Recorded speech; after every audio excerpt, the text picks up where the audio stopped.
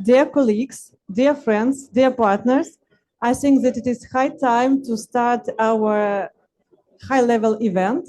And at the very beginning, I would like to invite our distinguished guests, our speakers, to take their seats on the scene.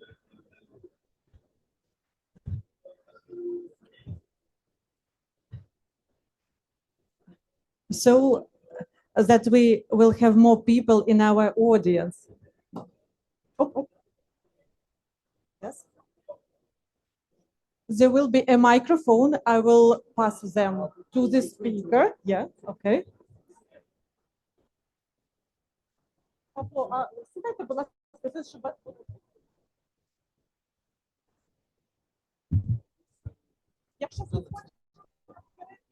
If somebody would like to take a first row,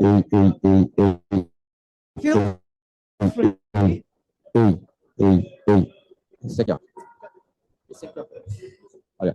So let me introduce myself. My name is Olga Yushkevich. I'm the head of the International Cooperation Department in the sphere of environmental protection of the Ministry of Economy, Environment and Agriculture of Ukraine. And I'm truly delighted to welcome you to our event, Development of Climate Action in Ukraine for Resilience in Time of Crisis. For Ukraine, climate policy today is far more than environmental protection.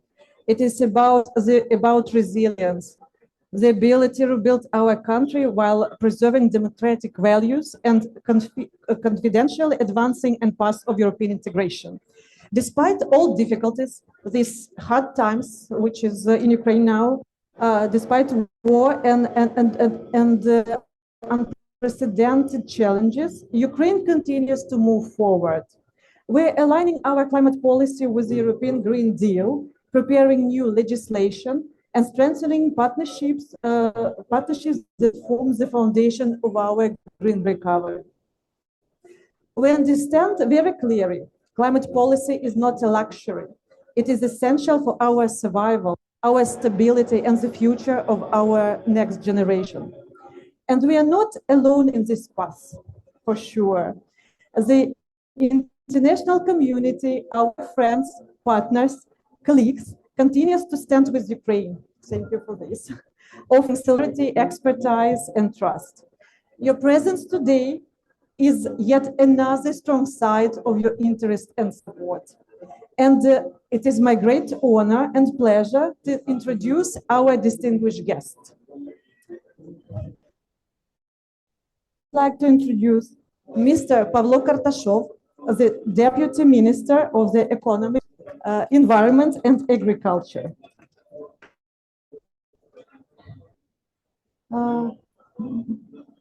I would like to introduce Oleg Bондаренко, Chair of the Committee, he will join us online. The next distinguished guest is Tony Agota, Ambassador at Large, EU Special Envoy for Climate and Environment. Thank you for coming.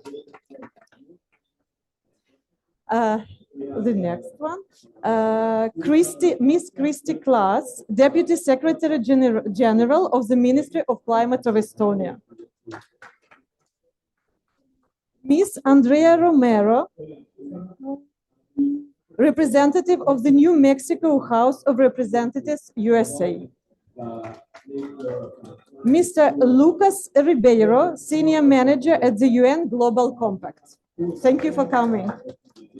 Mr. Nuri Ozbagdatli, Climate Specialist for Europe and Central Asia at the UNDP Climate Hub. And we are having Miss Isabella Teixeira, sorry, if you don't mind, I don't have updated information, and I will give you a chance to introduce yourself. No problem. So I think yes, I'm over there, down there on the left. Mariana, Director for the NDC Partnership. Thank you so much for your capability. Thank you.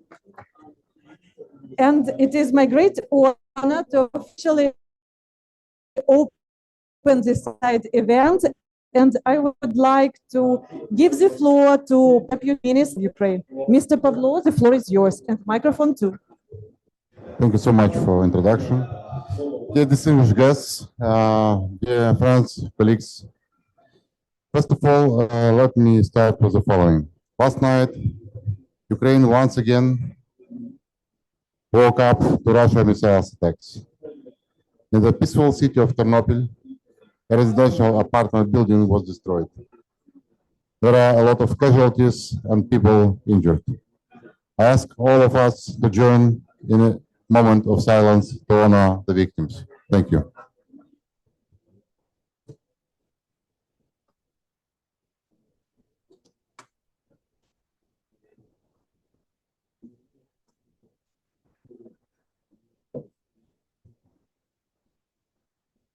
Thank you.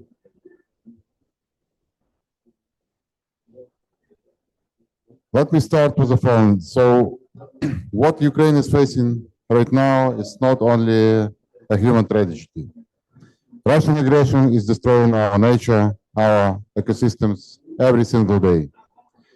Since the beginning of full-scale war in 2022, more than 1.7 million hectares of Ukrainian forests have been damaged or burned, an area comparable to entire European countries. The total greenhouse gas emissions caused by the war have already reached approximately 230 million tons of CO2 equivalent. That is more than the annual emissions of several EU member states. This means one thing. Russia's aggression is pushing the world further away from achieving our goal, 1.5 degrees global goal, just as it pushes Ukraine away from it. Today we arrived at COP with important results. Ukraine recently approved its second national determined contribution, setting up ambitious goal, more than 65% emissions reduction by 2035. Despite the war, we submitted our first annual transparency report under the Paris Agreement, and this is a clear signal that Ukraine remains a responsible and committed partner. Also, at this COP, we're also presenting our long-term low-emission development strategy. This is a document that will be officially adopted in the near future and will be guide Ukraine's green recovery and transition process. Ukraine continues to advance the creation of a national emission trading system, and during COP, we already communicated to different partners, different countries, asking for technical support and for technical assistance to implement this system in Ukraine, to make sure that the integration of European climate standards and mobilization of green investments, technologies, and new instrument of cooperation will be provided. We are not only meeting our obligation, we are transforming our economy under war transitions. This year, COP takes place in Brazil, home to the largest tropical forest on the earth. For us, this is very symbolic. Forest not only a point of connection between Ukraine and Amazon. The Amazon loses forest to fires and deforestation. Ukraine loses forest to missiles and explosions. Different tragedies, but the same challenge: how to protect the nature that protects all of us. As Ukraine stands on the threshold of accession to the European Union, international support is much more crucial nowadays. I want to sincerely thank to all our partners, governments, development banks, international organizations, and expert communities for all your solidarity, support, and trust in Ukraine. Also, my special thanks to European Commission and to our EU partners, which are providing us assistance and support on daily basis through finance, through consultations, and just through our daily communications, and that is very important for us.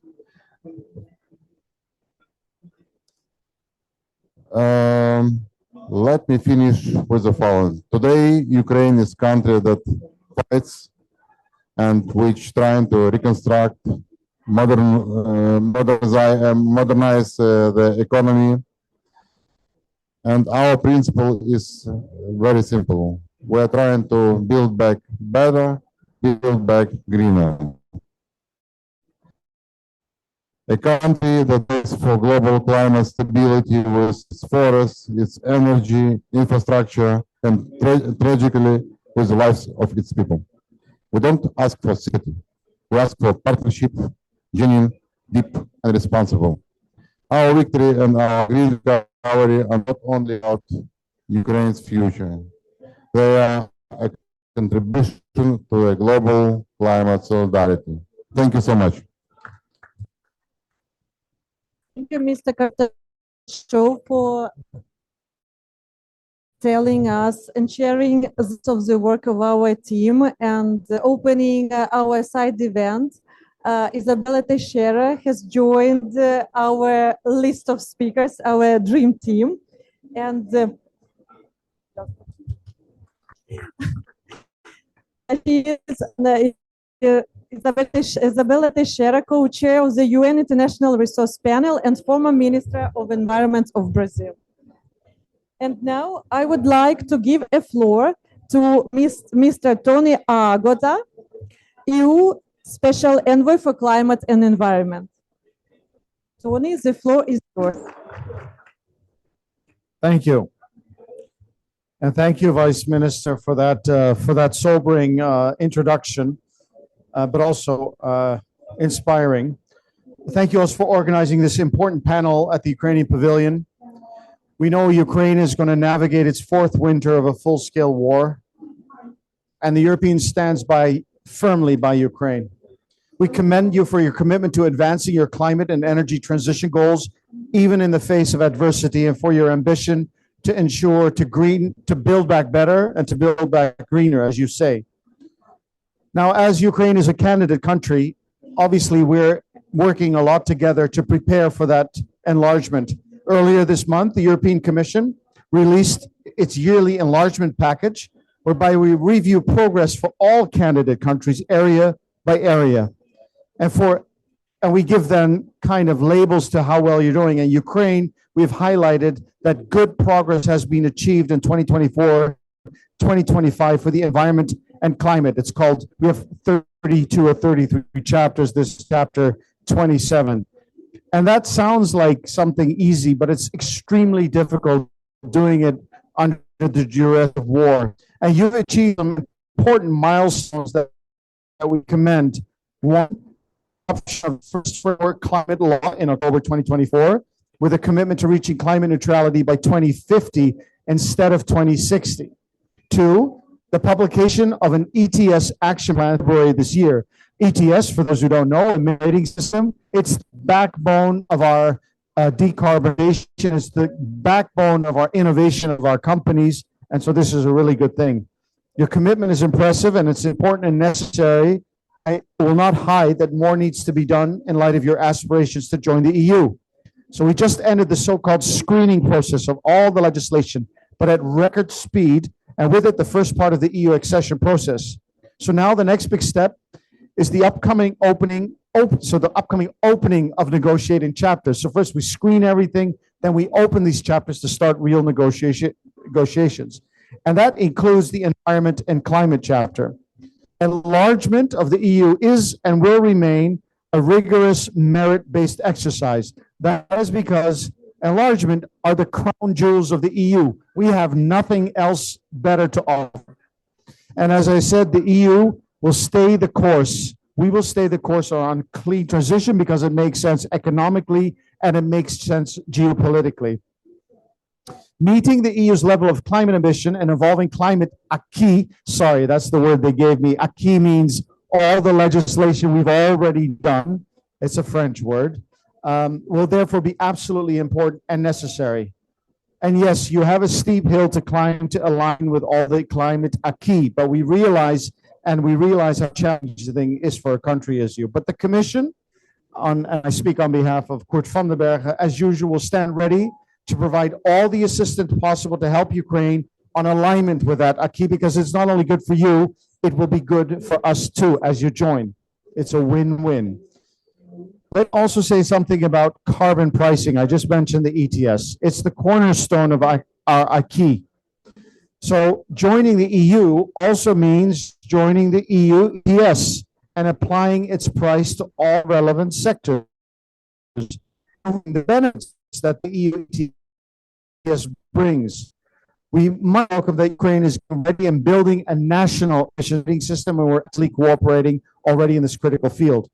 Another core building block of any emissions trading system is good data. You need to be able to measure and compare. And we welcome Ukraine's plan to build its own national ETS with a reliable, precise monitoring, reporting, and verification, or as you know, MRV, emissions of installation level, fully aligned with what we have in place in the EU.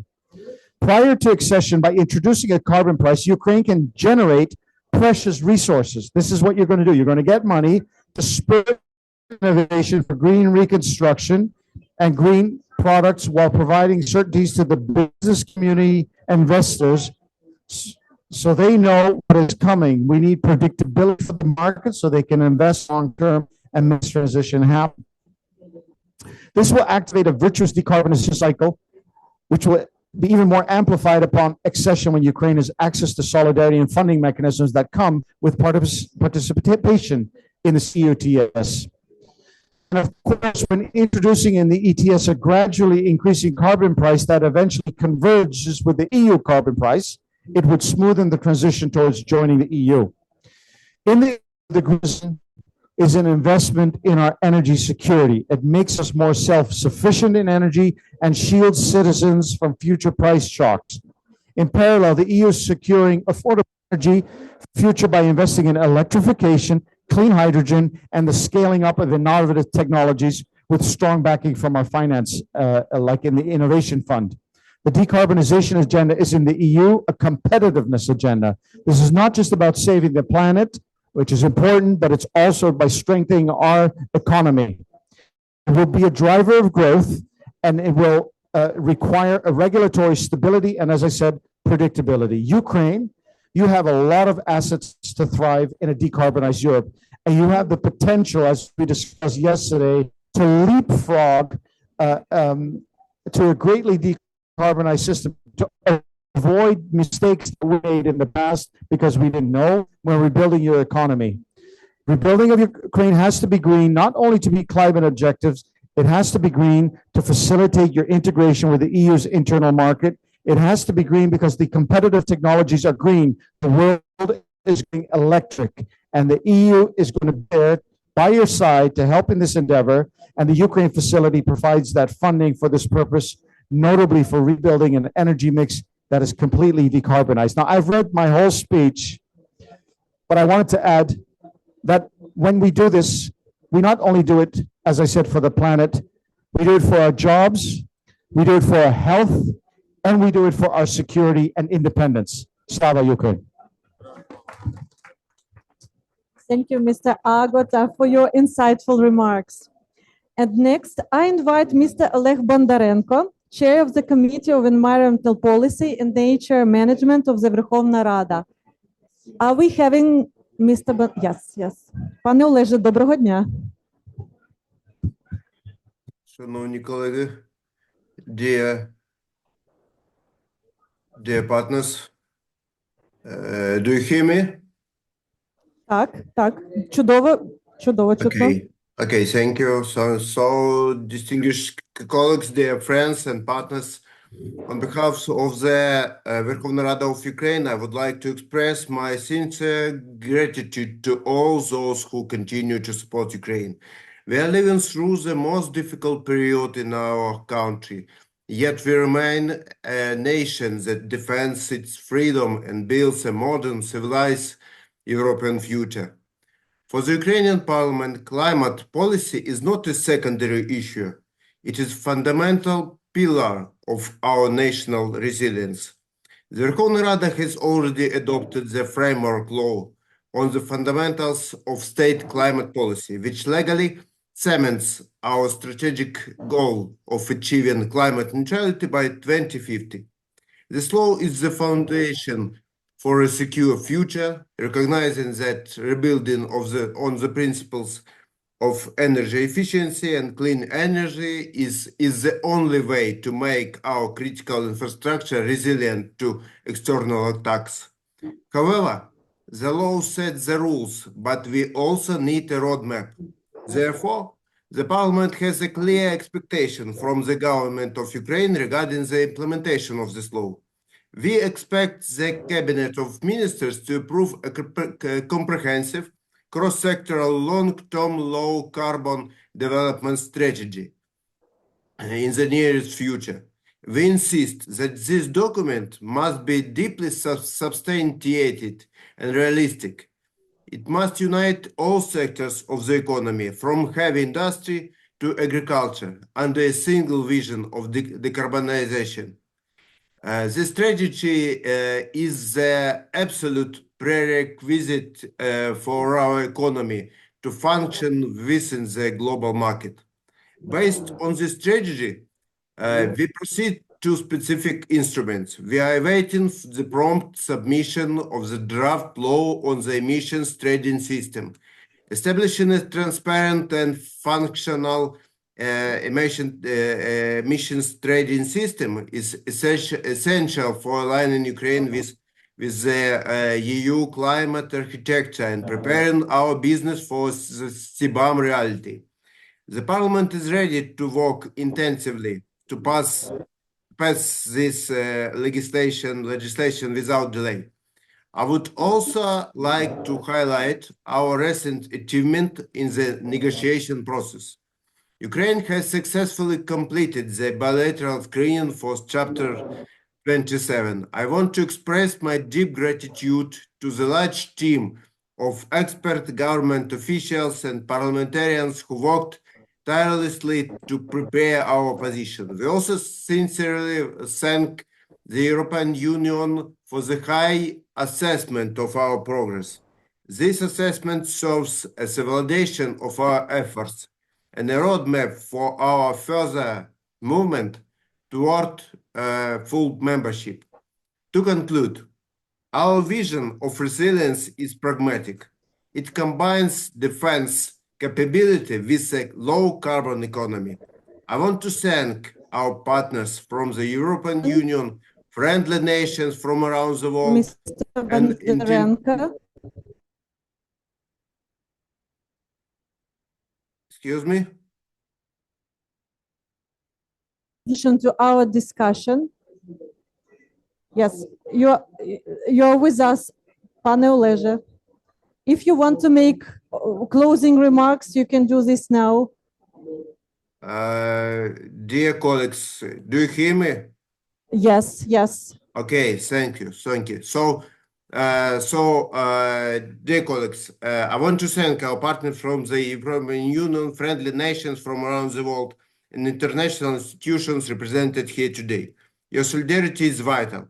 With your support, we are not just rebuilding what was destroyed. We are building a Ukraine that is a reliable contributor to global climate security. Thank you.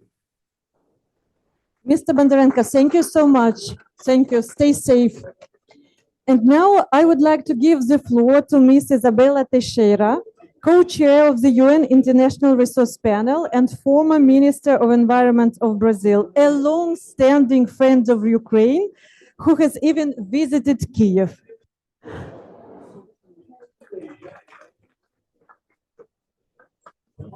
Madam, thank you very much. Good afternoon. Welcome to Brazil, everyone. Okay, welcome to Amazon region, and also sometimes to a greenhouse because it's too hot. I do apologize, but it's climate change also. I'd like to thank you very much, particularly that my friends from Ukraine are here. It's a special momentum for me because I remember Eduardo is behind. We're together there with another Brazilians.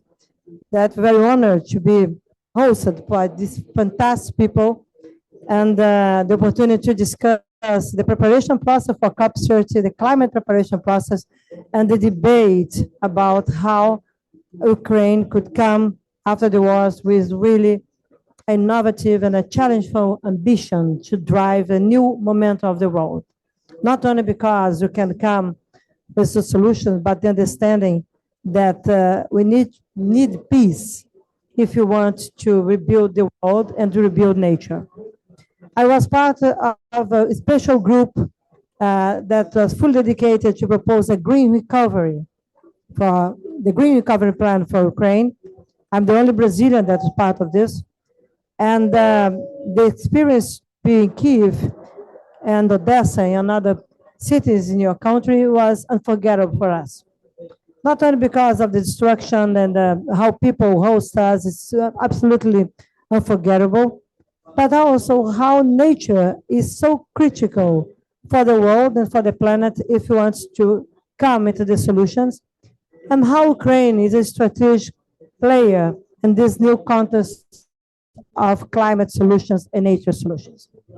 Not necessarily I'm here only to drive what other people's mentioned, like agriculture, food security, critical minerals, soil, health, but more than this, it's about people, okay, and about the new generations that host us, part of them are here, and about the trust in democracy, consider the particularities of the government and the political parties and the challenge that these people had to bring society together and not only go against what is happening today with Russia and etc., but more than this, trust and believe that the next day will be better.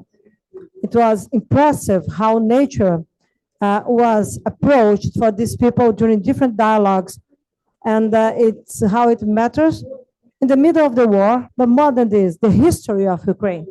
It's a country that was exposed to 65 wars.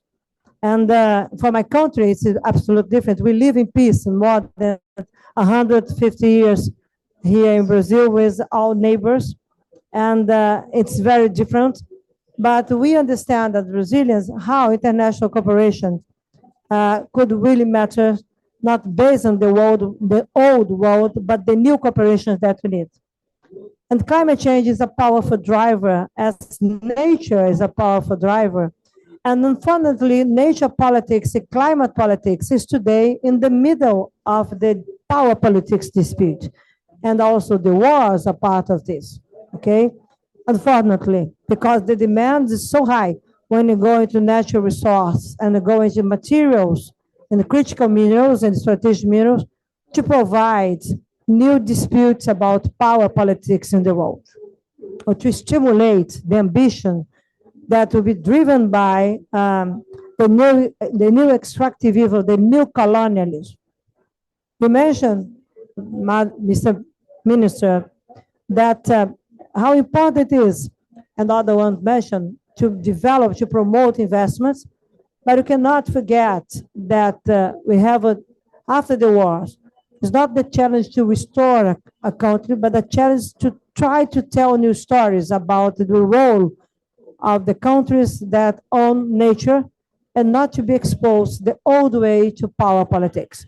When you go to this world today and you go into power politics and capacity in your country, for example, the high technological development in drones and also artificial intelligence, I saw this, okay? You cannot forget that you have a dispute on the resource on nature to come with defense industry, a digital technological world that will dialogue, will dispute the same resource and materials that provide climate solutions, like renewable energy and also the new dependence among countries when you go in technologies and access to technology and the better use of technology. It's a new game that's emerging in the world.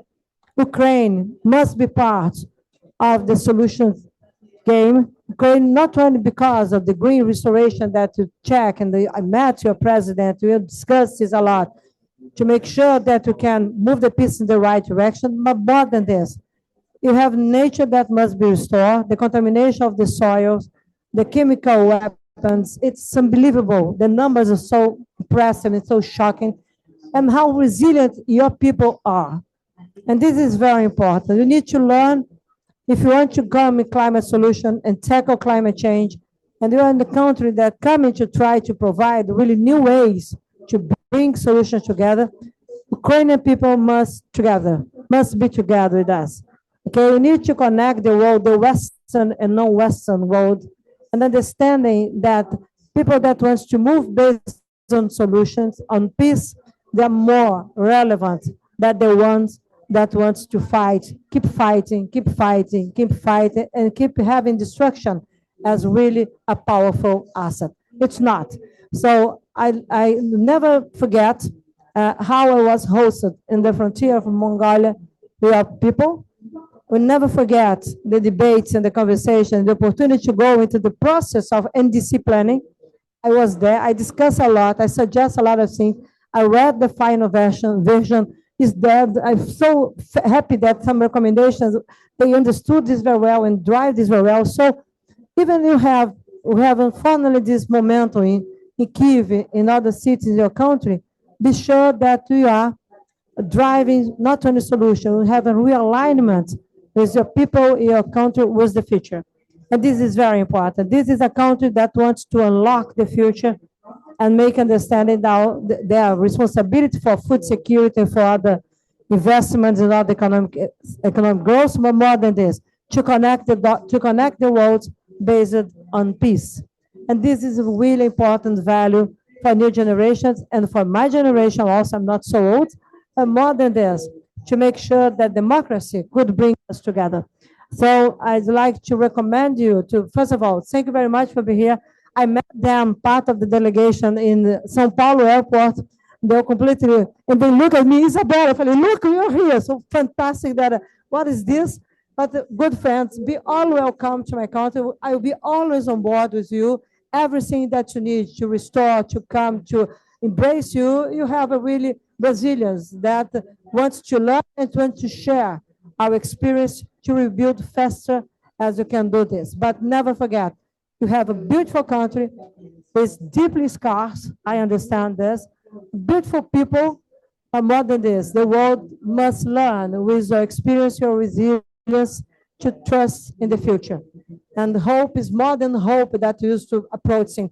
Hope is really, really a strategic word to bring people together on the climate age, together with nature age. So thank you very much for being together. Thank you very much for being here. Okay, I know that's hot, okay, but be sure, Brazil will be closer to you every time and wait for you to restore your country. Thank you very much. Thank you, Mr. Scherer, for your thoughtful intervention and for being with us. And now I would like to welcome Ms. Christy Klaus, Deputy Secretary General of the Ministry of Climate of Estonia, the country which consistently supports Ukraine in our green transition.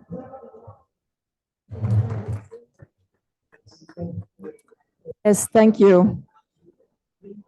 And thank you for organizing this this panel discussion. It's very important to discuss on these matters. And truly, Estonia stands behind Ukraine, by Ukraine, and with Ukraine. There is no hesitation about that. It's unbelievable. It's really the fourth year of the full-scale war following Russia's invasion in 2022. And the ongoing war has placed immense strain on each and every sector of Ukrainian society. However, amidst the destruction, the environment remains a critical issue, not only due to the war devastating ecological impact, but also because of Ukraine's aspiration for a long-term political and economic resilience.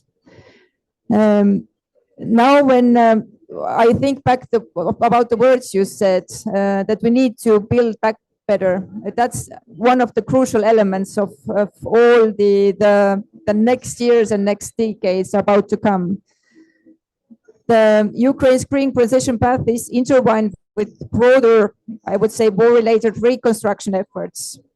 And truly, we need to ensure that the reconstruction is guided by Build Back Better principle. And it's good for two purposes. And actually, the previous speakers have said it already. It's for the long-term sustainability.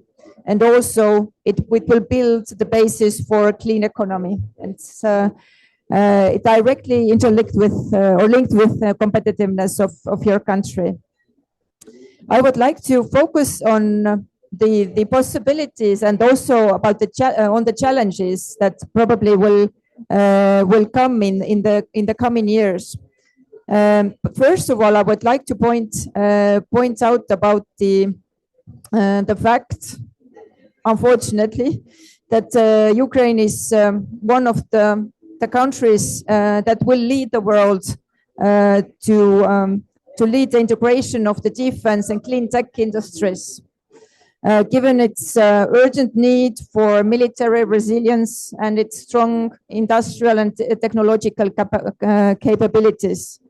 The war has accelerated Ukraine's innovation in drone technology, battlefield energy solutions, cyber defense, creating opportunities to develop and scale dual-use technologies that could serve both security and sustainability. For instance, the investments in energy-efficient military infrastructure, renewable power field operations, and advanced materials for defense manufacturing can reduce reliance on fossil fuels while also enhancing the operational effectiveness. Then secondly, energy sector.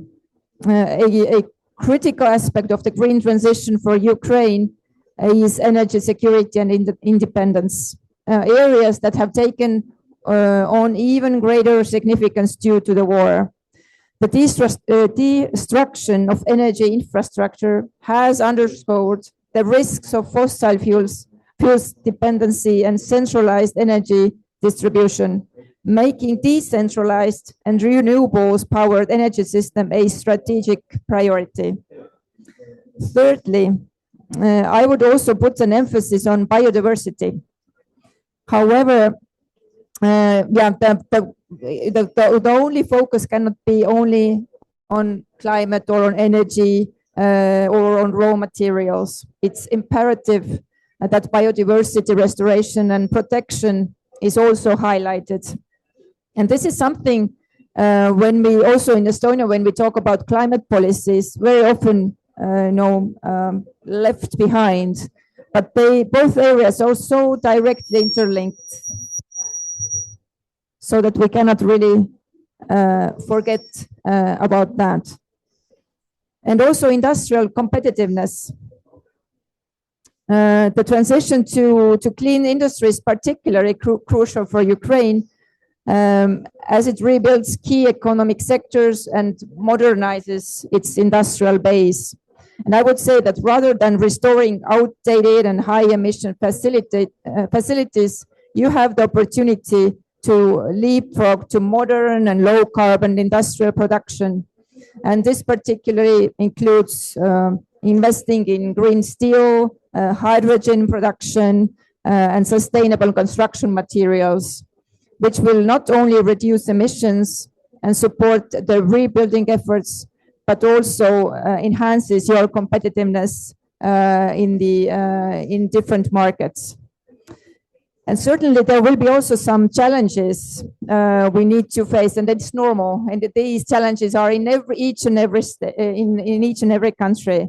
And I would just point out few of these. One of the things is the focus that we need to make on horizontal coordination. Basically, the green transition is the change management challenge. And most of the difficult things, I think, is to create the interlinkages between different sectors so that each and every one of them would understand what they do need to make in order to make their sector cleaner. Secondly, human resources and skills. And of course, because of the war, it has had a great impact on these as well. So many professionals, including engineers, scientists, energy specialists, you all need them. But of course, there might be critical, gaps which has resulted from the war. But this is something, which is the basis for in succeeding in making this green transition possible. And thirdly, and lastly, I would point out the challenge that is related to land use and planning. I have data here that are from July 2023, probably have most recent data as well, but it indicates that around 174,000 square meters,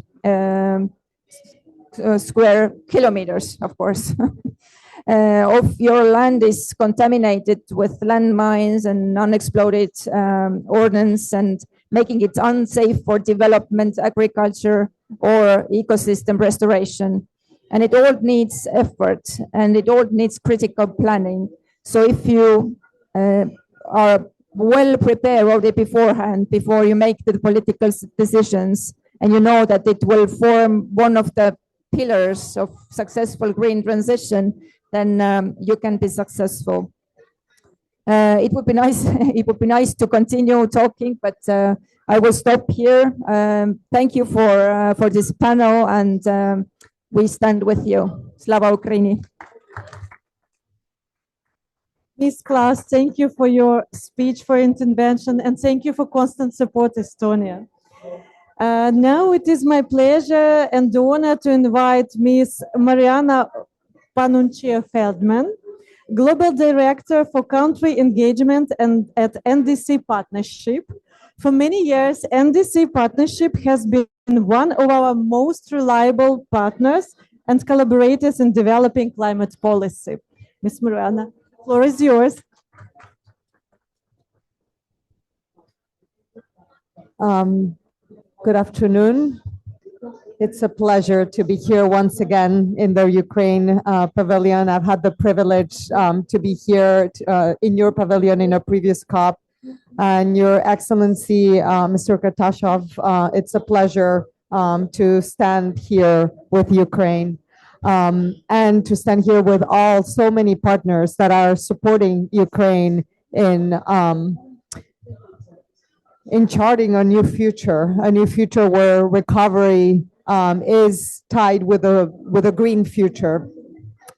I first want to say that this is, I want to commend that in the midst of the duress and the challenges that Ukraine is facing with the war, that Ukraine is a full participant in the global conversation, and that the Ukraine has submitted its NDC 2.0. I think you call it the second NDC, right? And that the partnership has had a role in supporting that process. As we look ahead, the NDC partnership has been proud to bring together partners, which is what we do. The NDC partnership is a global coalition of developed countries and international institutions that work with every country that wants to advance climate action to mobilize support in a coordinated manner. We have been very honored to be able to support 101 countries develop its NDCs 3.0 and mobilize over 40 partners in that process. And also in that process to help countries align their NDCs with their long-term strategies. And this is an area where I have to say we have been proud to be able to mobilize the support of UNDP, a very proactive member of the NDC partnership, to develop the LT-LEDs for Ukraine, so that the plans for the next 10 years align with the plans of Ukraine for the long-term future.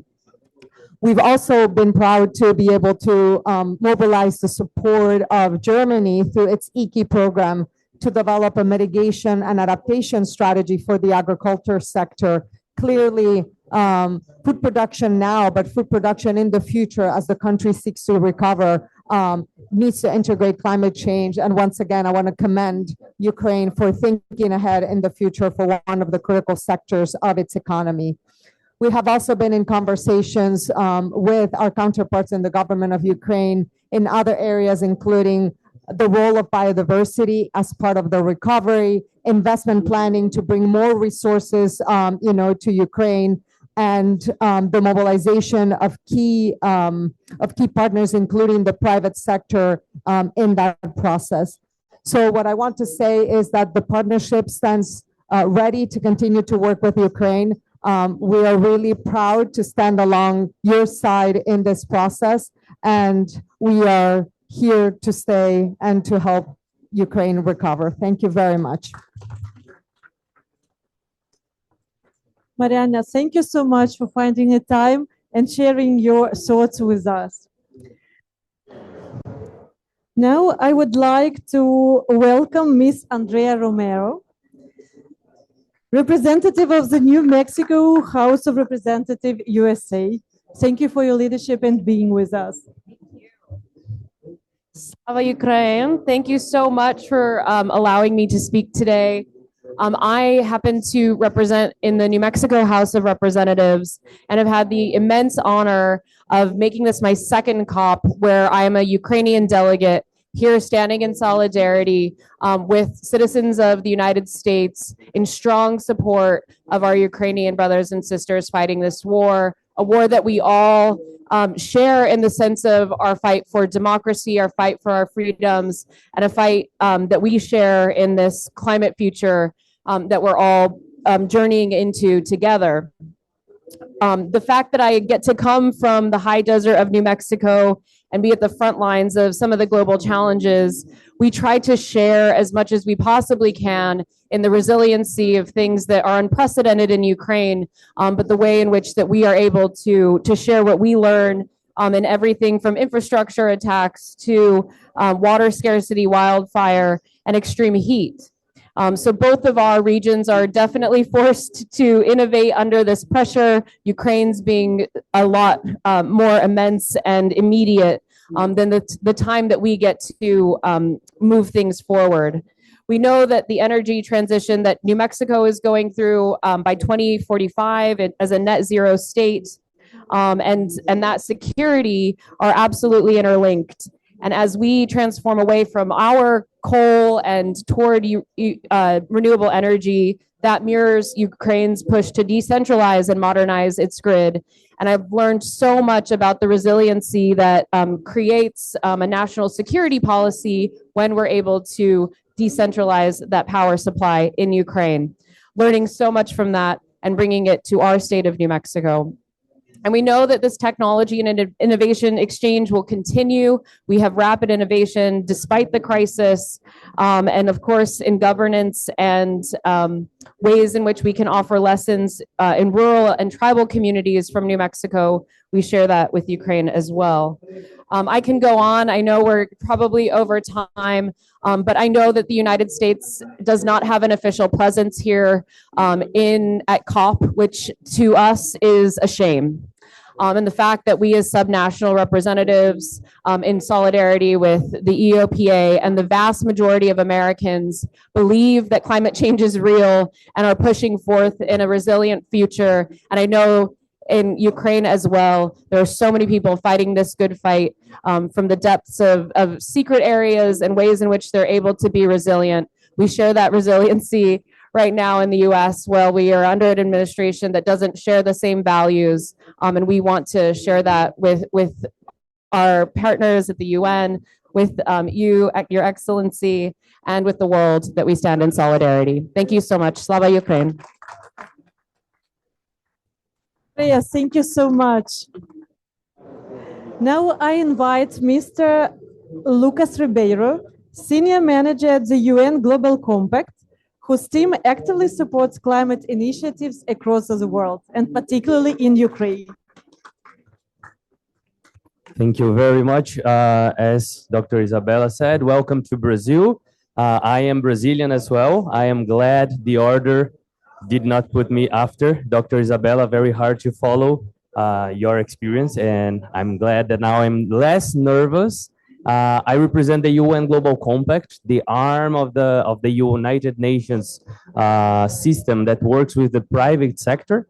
And I will explain a little bit more later why we are working and why we believe that working with the private sector is very important. But before that, I think in times of crisis, Ukraine knows very well the world with climate change. In times of crisis, in times of multiple crises, sometimes it's very easy to lose hope. When we talk about climate change, for example, we see the effects of climate change already happening, not as a distant future plan or a distant future projection or scenario, already feeling in this pavilion, in this COP, in this event, the warmth and everything. It's easy to lose hope, but it's not time to lose hope.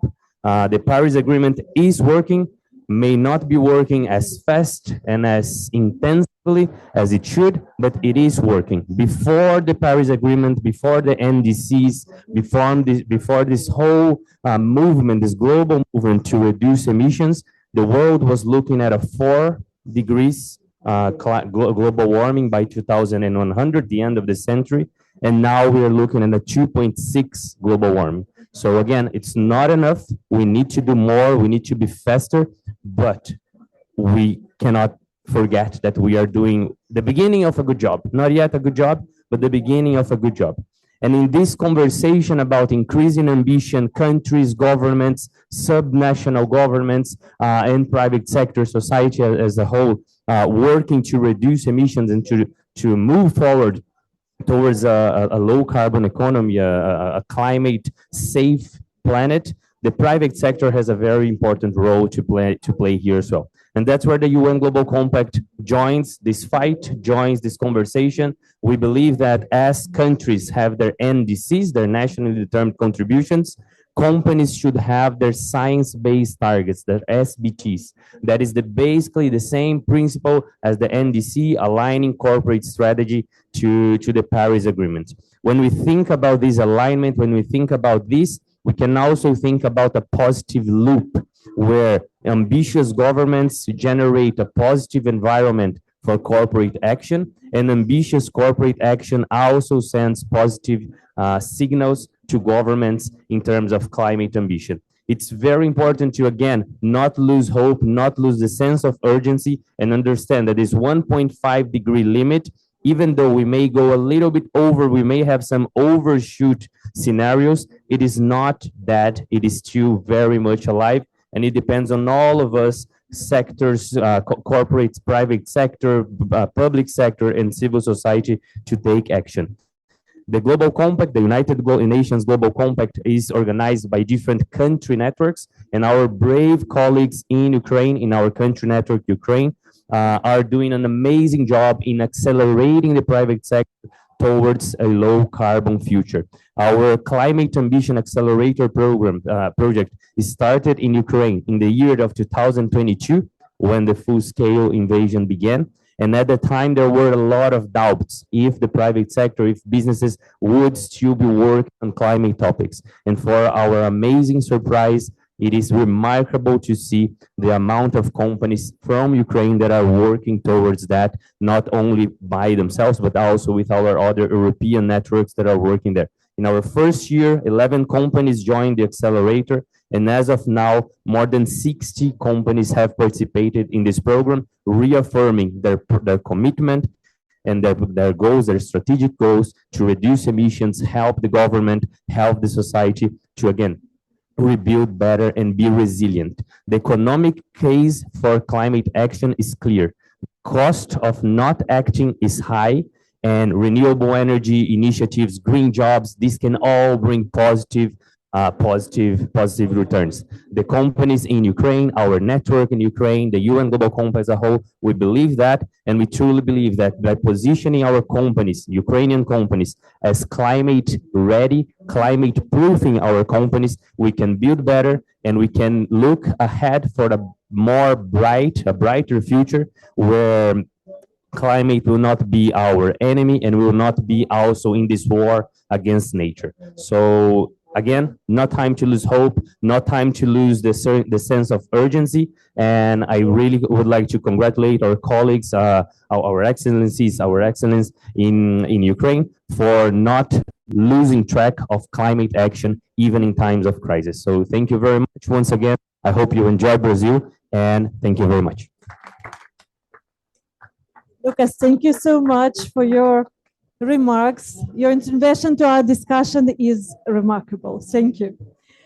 And it is my honor to welcome Mr. Nuri Ozbagdatli, climate specialist for Europe and Central Asia at the UNDP Climate Hub. Thank you very much. And I mean, they said everything. I have very few to talk. But yeah, maybe just start with saying this is several COPs I have been joining. And since the war in Ukraine, I had opportunity to work with many colleagues from Ukraine. And I'm really honored to be here talking with you and looking about the future. And UNDP is really proud to work with government of Ukraine. We prepared the NDC together. Long-term strategy is coming. We are working on Article 6 ETS. And now we are opening the chapter for implementation. This is called Climate Promise Forward. And here we are talking about, as everyone said, about security, about resilience, about development. And Climate Promise Forward focusing on 4 pillars. One is policy coherence. One is the landscape of finance for development. So NDC implementation is the financing and investing for the development of future. And one is the engagement. Private sector is very important. But beyond also private sector, we are talking about the just transition. We are talking making this shift quick, but also fair. And the last pillar is integrated solutions. And I believe we have lots of things to learn from Ukraine. How to manage the disasters, risks, uncertainties, while focusing on the future for people and for planet. So with that, I can stop and saying that thanks a lot for your demonstration of the resistance and commitment for climate. And thanks to everyone for supporting this cause. And we are proud of, UNDP is always working in collaboration. And as Secretary General himself said, Climate Promise Forward is UN support. UNDP will work with all UN partners, non-UN partners, because it is the only thing we should do. Thanks a lot. Thank you, Nuri. Thank you. Ladies and gentlemen, dear colleagues, dear friends, dear partners, frankly speaking, I'm excited and I see how warm our audience and atmosphere is now. Thank you for this. Thank you for coming. Thank you that you are all with us and you are staying at this event. Thank you for your inspiring words, your trust, and very real support you provide to Ukraine, not only by your statements, but through concrete actions, projects, and solidarity. Each of you is part of a global effort to bring hope, an effort proving the resilience, cooperation, and shared purpose can overcome even the hardest challenges. For Ukraine, today's conversation is much more than a policy discussion. It is a reminder that we are not alone. Thank you, Mar. Thank you for this. Together with the European Union, the United Nations, our foreign partners, we are building a shared pathway towards a green, safe, and resilient future. I won't look to my remarks anymore because I want to share some thoughts from the bottom of my heart. I've heard so many times our Ukrainian motto, Slava Ukraini, and to conclude, to close, to finish our side event, I want to repeat it once again, looking at you. Slava Ukraini. Thank you, friend. Thank you so much. I have a goose skin. And slava to all our friends and partners. And dear colleagues, we want to make a common picture. Yes. With such happy faces.